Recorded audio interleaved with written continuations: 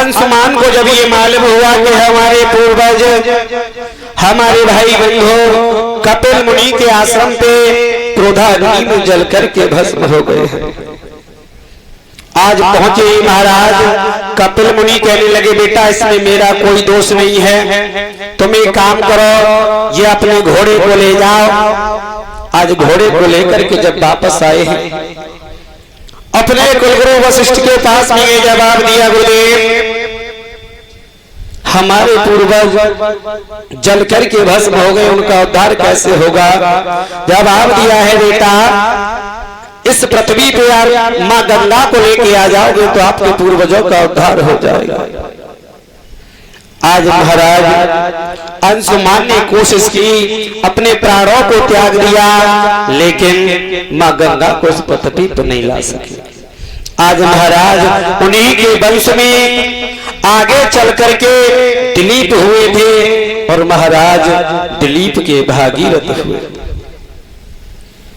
एक बात बताए महाराज, यदि घर में पूत पैदा हो जाए तो पूर्वजों का भी उद्धार जाता है, और यदि कपूत पैदा हो जाए तो महाराज चाहे पूर्वज जिए मरे कुछ भी होता है, उन्हें कोई फर्क नहीं पड़ता है। आज महाराज भागीरथ को पता चला है कि मेरे पूर्वज महात्मा की क्रोधाग्नि में जल करके भस्म हो गए। जब उनको ये मालूम हुआ इस पृथ्वी पर इस भूलोक में मां गंगा आएगी तब उनका उद्धार हो। आज वही भागीरथ 12 साल की उम्र में महाराज घर से निकल पड़े, और जब घर से निकले महाराज एक बनी में पहुंचे जहां पे महाराज तपस्या करने लगे। ऐसा ही नहीं महाराज 12 वर्ष का बच्चा कितना बड़ा होता है। आज महाराज आसन लगा के बैठ गए हैं।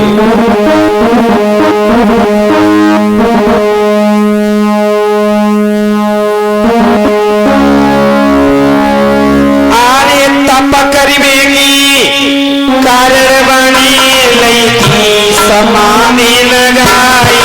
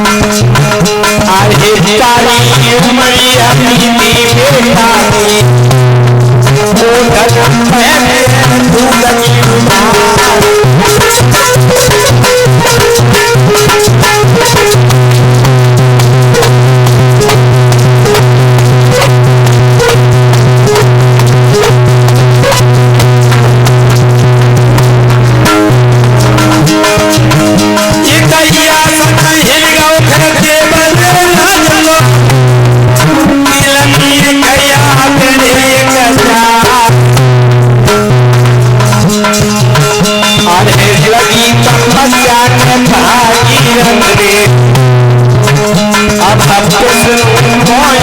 न हो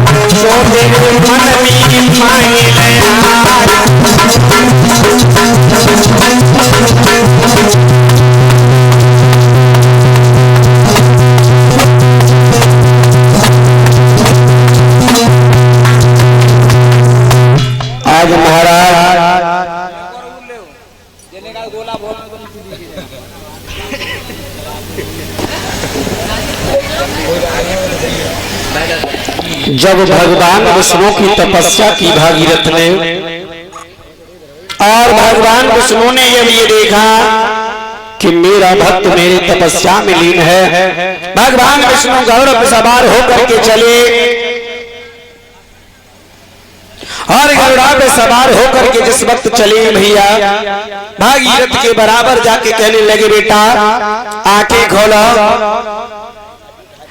आज महाराज भागीरथ ने आंखें खोलिए, दोनों हाथ जोड़े प्रभु जवाब दिया बेटा क्या चाहते हो मांग लो, मैं तुम्हारी भक्ति से प्रसन्न हूं। कहने लगे भगवान बेटा जो मांगना है तू मांग ले। भागीरथ कहने लगे प्रभु मुझे ज्यादा कुछ नहीं चाहिए, मैं तो ये चाहता हूं कि सिर्फ इस भूलोक में मां गंगा को लेकर के आऊं और अपने पूर्वजों का उद्धार कर दूं। जवाब दिया बेटा गंगा मेरे पास नहीं है, आप ब्रह्मा जी के पास चलो, आपको गंगा वही प्रदान कर सकते हैं। आज महाराज जब स्वर्ग लोक में गए हैं, जब स्वर्ग लोक में पहुंचे ब्रह्मा जी से जवाब दिया है हे प्रभु मैं आपके दरबार में घास लेकर के आए हैं, मुझे गंगा जी भूलोक के लिए ले जानी है। जवाब दिया है मैं आपको इनकार नहीं कर रहा हूं, आप गंगा को ले जाओ मैं इनकार नहीं कर रहा हूं। परीक्षित महाराज ये वही गंगा जी थी जब भगवान बामल अंगुल का बन करके बलि के द्वारे पे बलि को छलने के लिए गए थे, तब प्रभु ने तीनों लोकों को नापा था। ये वही गंगा जी थी, एक पैर स्वर्ग में पहुंच गया था, ब्रह्मा जी ने अंगूठे को धोकर के कमंडल में कर लिया था, वही गंगा जी थी। जवाब दिया है मैं गंगा जी को देने के लिए मना नहीं कर रहा हूं। गंगा जी को पास बुलाया, कहा बेटी आप मर्त्य लोक में चली जाओ। जवाब दिया है मैं मृत्यु लोक में चली जाऊं। बोली हाँ सुनो बेटी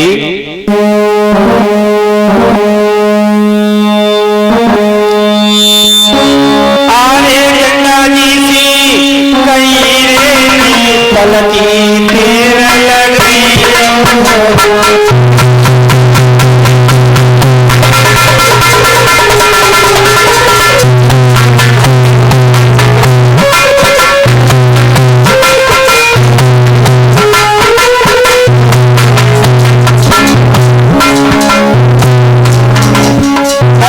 भागीरथ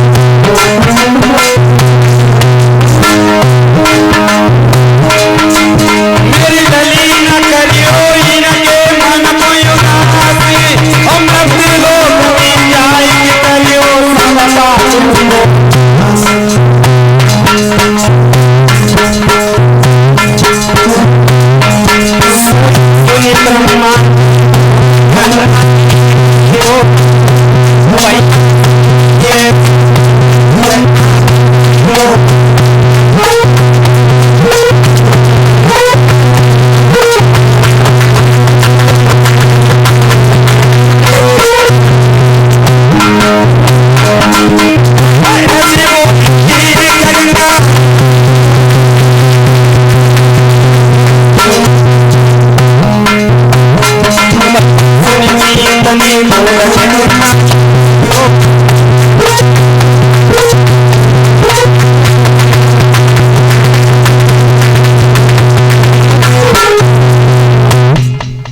जवाब दिया बेटी गंगा, आप इस मृतलोक में भागीरथ के साथ चली जाओ और जाकर के जितने भी पापी हैं उनका सर्वनाश कर दो।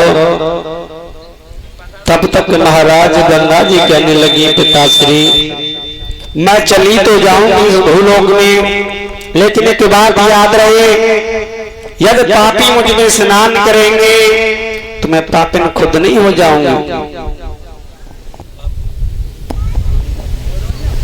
जवाब दिया, पिताजी मैं इस मृतलोक में जाकर के पापिन हो जाऊंगी। जवाब दिया है बेटी, यदि पापी तुम में आकर के स्नान करेंगे तो परेशान मत हो, अगर उसमें पापी स्नान करेंगे तो फिर से यदि कोई संत भगवान आके स्नान कर लेते हैं तो तुम पाप रहित हो जाओगे। जवाब दिया है, कोई बात नहीं,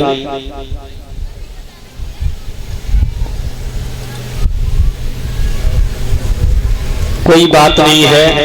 अगर ऐसा हुआ पिताजी तो कोई भी संत ऐसे भी होते हैं जो पापी होते हैं। जवाब दिया, बेटी अगर आप पापी हो जाती हो और आपके अंदर पाप आ जाते हैं तो आप एक काम करो,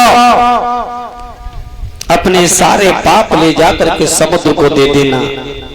तब तक महाराज समुद्र बीच में बोलने लगा, ठहरो महाराज, क्या कह रहे हो साहब, तुम सारे पाप हमारी ओर क्यों भेज रहे हो। जवाब दिया, समुद्र परेशान क्यों हो रहे हो तुम, यदि तुम्हारे अंदर पाप आ जाए तो तुम इन पापों को ले जा करके उन पापियों के ऊपर फिर से ओला बन के बरसात कर देना। जवाब दिया है, ठीक है। तब तक गंगा जी फिर कहने लगी, पिताश्री मेरा तेज इतना बहाव तेज है कि मेरे से बहाव को रोकेगा कौन। यदि मैं सीधी मृतलोक के लिए गई तो सीधी पाताल में चली जाऊंगी। जवाब दिया, पुत्री कौन रोक सकता है। तो जवाब दिया, पिताश्री भूतनाथ भोलेनाथ हमारे वेग को रोक सकते हैं, यदि वो अपनी जटाएं फैला लें तो मैं उनकी जटाओं में खुद को संभालूंगा। आज महाराज भागीरथ भोले बाबा की तपस्या में फिर से लीन हुए हैं। ऐसा ही नहीं भैया,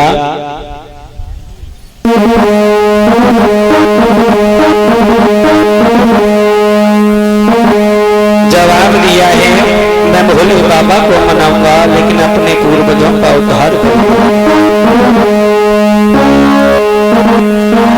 कि तप में ठाड़ो छाती तानी हाय वर से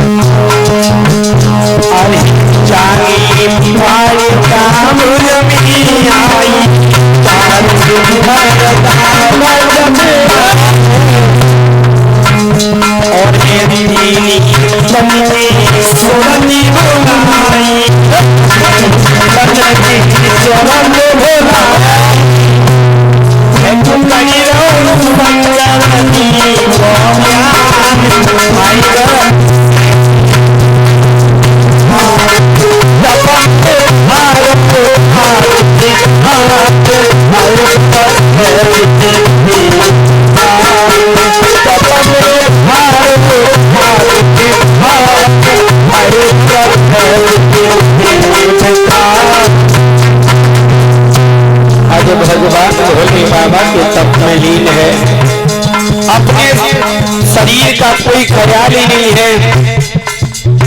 आज घनघोर तपस्या कर रहा है, उसके मन में सिर्फ यही चिंता है कि मैं अपने पूर्वजों का उद्धार करूंगा और मैं अपने पूर्वजों का उद्धार करूंगा।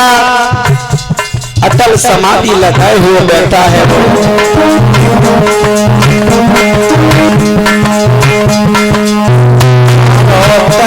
भूली गई चाई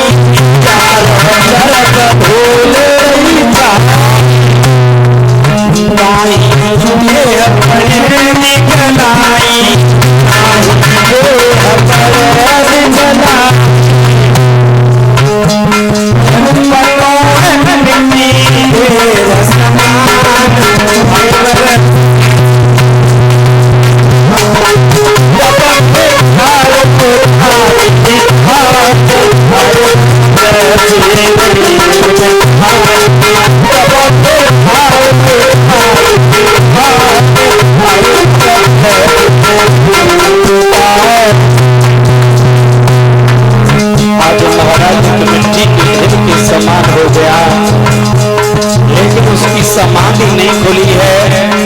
इधर भोले बाबा ने देखा है कि कोई मेरी भक्ति में मेरा भक्त लीन है। क्या काम किया है भोले बाबा ने?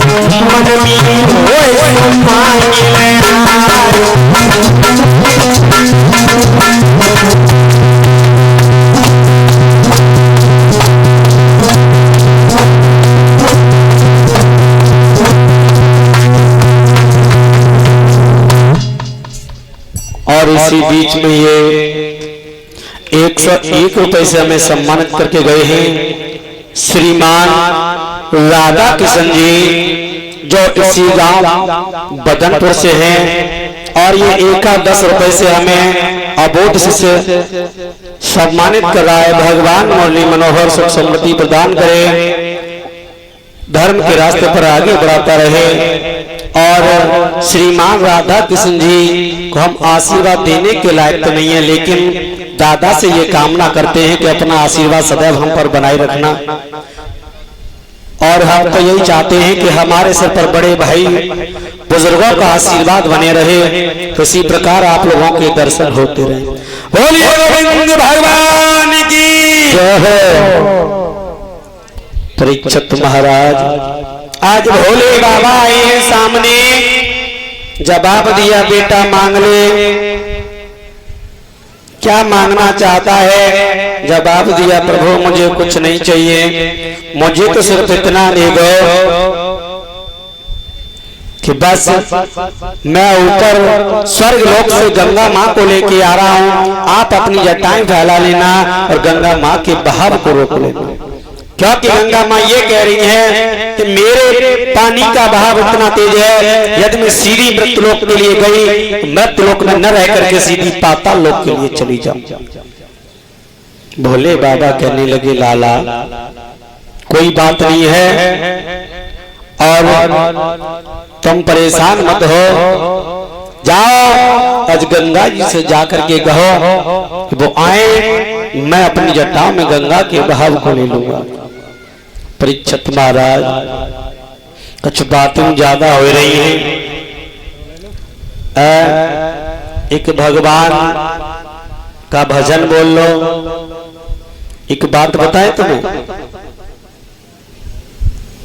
आप भजन कीर्तन नहीं बोलते, आपके इस शरीर में एक प्रभु का जीव अंश बसा हुआ है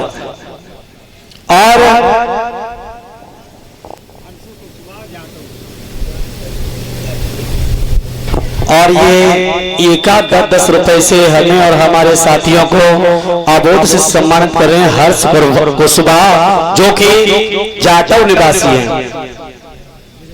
भगवान इस बच्चे को सुख समृद्धि प्रदान करे, धर्म के प्रति इसी प्रकार आगे बढ़ाता रहे, मुरली मनोहर से यही कामना करते हैं। तो हमारे और तुम्हारे शरीर में एक प्रभु की जीवात्मा है, प्रभु ने इस शरीर को एक अटारी के समान बताया है और इसमें जो जीवात्मा वास करती है इसे एक बंजारे का रूप दिया है।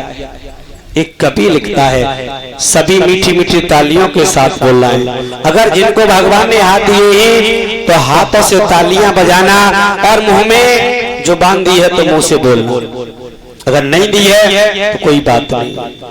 परीक्षित महाराज, आज के बाद 3 दिन ही बात हो रहा है, आज शब्द बोल ले हो। हम चिल्ला रहे हैं इतनी देर से, सब लोग बोलना, सबकी तालियां बजनी चाहिए। एक कवि लिखता है,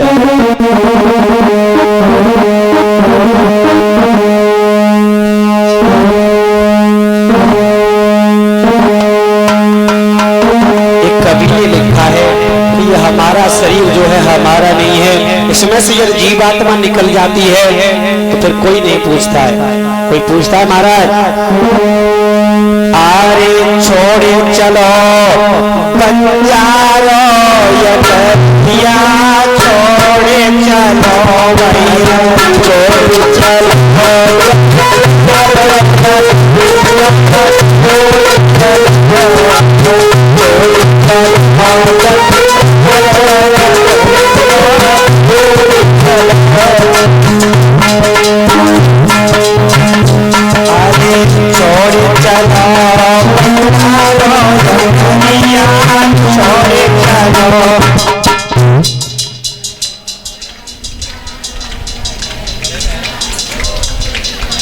का भैया तुम लोगों की समझ में ना आ रहे हो शिव कुमार भैया, आ रहा हो तो बोलो, काहे नहीं बोलो। पीछे बैठे हुए भैया हम बोल रहे हो, अब मन में ये मत सोचना कि कल गोलर का हम से कह रहा हो बोल रहे हो, ख्याल जाइए आ रहा हो मन में, है ना। ऐसा कुछ नहीं है, भगवान के नाम में कोई छोटा बड़ा नहीं है। और एक बात होता है परीक्षित महाराज, आप जमीन पे बैठे हो, कौन हो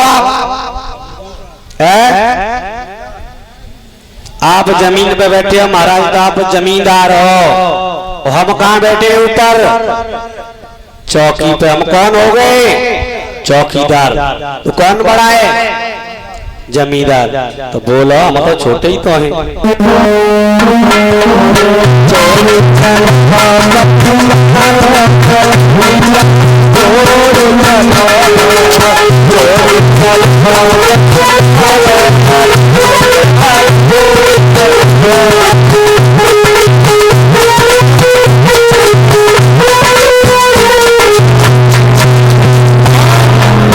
हमारे प्रभु की जीवात्मा निकल के जाती है और कह रही है आधे काय की जमीन लगी है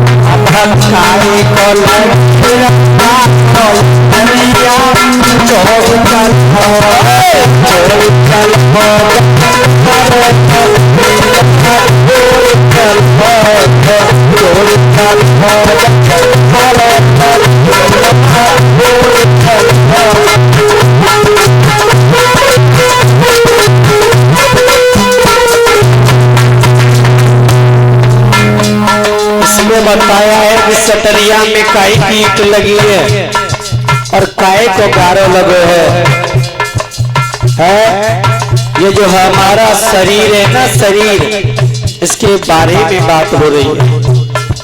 और इधर बैठे हुए हमारे पिता तिलक बुजुर्ग आपको शोभा नहीं दे रहा है, हम यहाँ बैठ के कथा श्रवण करा रहे हैं।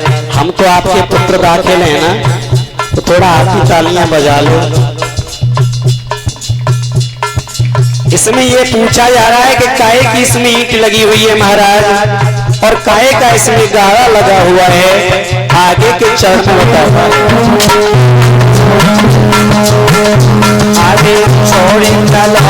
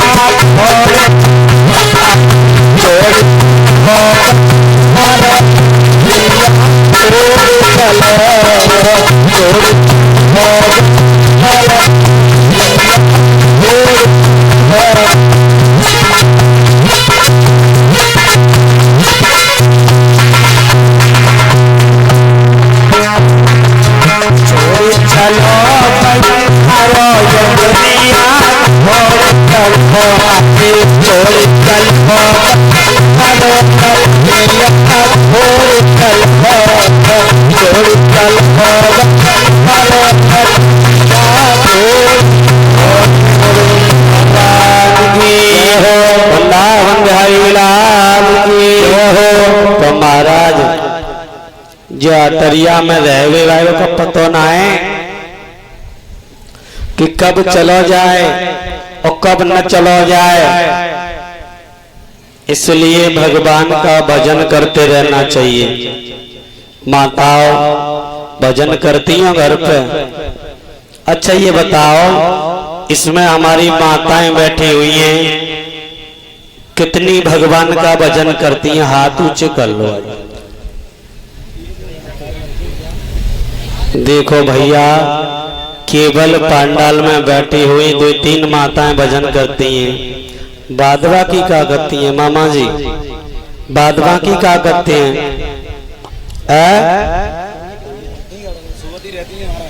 सोवते रहते हैं।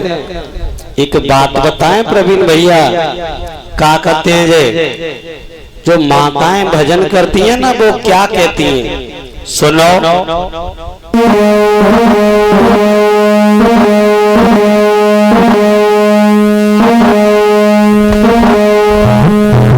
सुनो क्या करती है माताएं जो भजन करती है ना। पहले की माता में अब की माता मंत्र बताएंगे।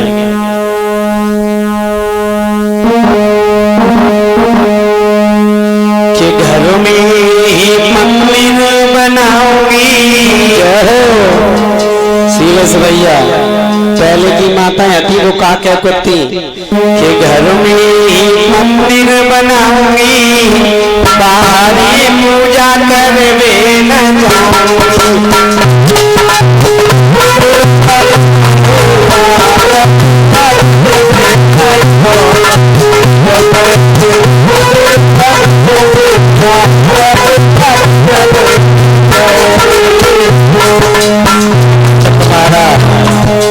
पहले की माता की बात कर रहा हूँ, अभी की नहीं कर रहा। पहले की माता तो ये कहा करती थी कि बस मैं अपने घर में ही मंदिर बना लूंगी और दिन और रात पूजा करूंगी।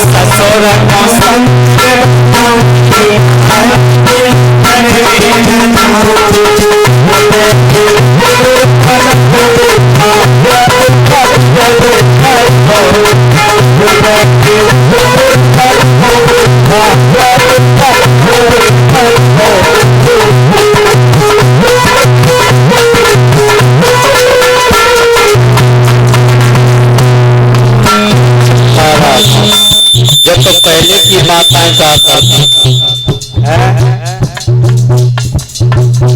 क्या तो पहले की माताएं वास्तव में अपने पति को परमेश्वर समझा करती, और आजकल की माताएं बुरा मत मानिए, हमने कल बताया था कि इनका लाड़ दुलार कब तक है? जब तक जेब में पैसा और शरीर में ताकत है। आज की माताएं, मैं बता रहा हूँ आपको, आपने हाथ नहीं उठाया, मजबूर हैं हम इसलिए बोल रहे हैं। क्या चाहती हैं बताइए भैया? क्या होता है आज के जमाने में? आगे घर में ही राज बचाओ, तारा मेरे मन में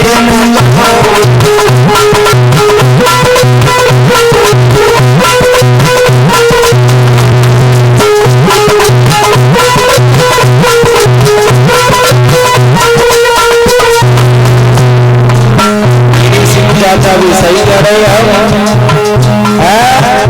अरे घर में ही रानी बचाऊंगी, रानी में लड़ने न जाऊंगी।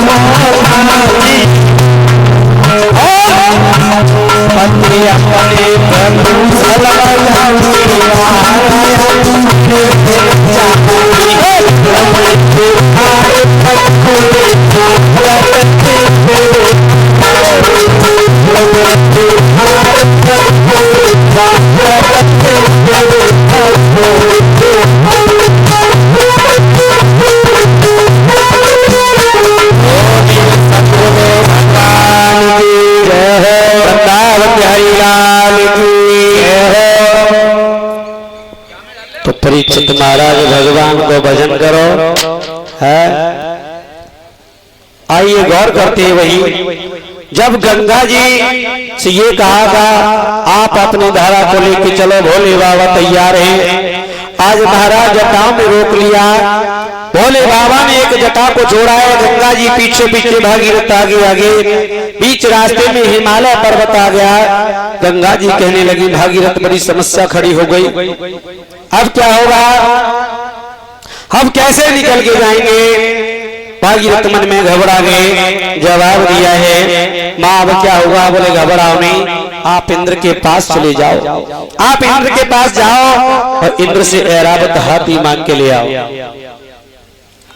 इंद्र के पास गए, जवाब दिया आप हमें अपना ऐरावत हाथी दे दो जो कोई पहाड़ तोड़ करके रास्ता बना दे। आज महाराज ऐरावत कहने लगा है हम ऐसे नहीं जाएंगे, हमारी एक शर्त है। जवाब दिया क्या शर्त है, तो बोले हैं महाराज, ऐरावत ने जवाब दिया है, बोला हमें कोई अभी काश नहीं, अरे कोई क्यों या सर में गंगा कोई अगर जरूरत है तो हम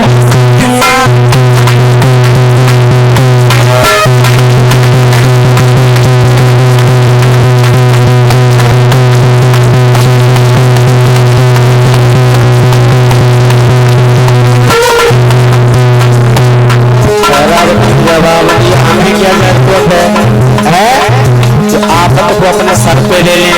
गंगा जी को हमारी जरूरत है, गंगा जी हमसे शादी कर ले। कोई अभ्यास नहीं, कोई क्यों यहाँ जरूरत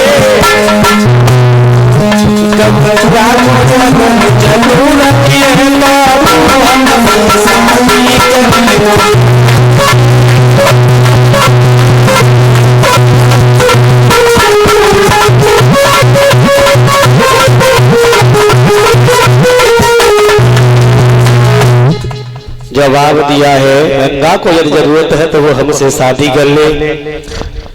और इसी बीच में हमारे परम श्रद्धेय गुरुदेव मंचासीन है, सभी क्षेत्रवासियों व ग्रामवासियों को सूचित किया जाता है कि अपने गृह कार्य में विराम लगा करके शीघ्र शीघ्र आने की कृपा करें। इसी बीच मैं गुरुदेव के चरणों में 2 शब्द, उसके बाद अपनी बाड़ी को विराम दूंगा। इससे आगे की कथा हमारे गुरुदेव के श्रीमत द्वारा श्रवण करेंगे। एक बार प्रेम से बोलिए, बोलिए सतगुरुदेव।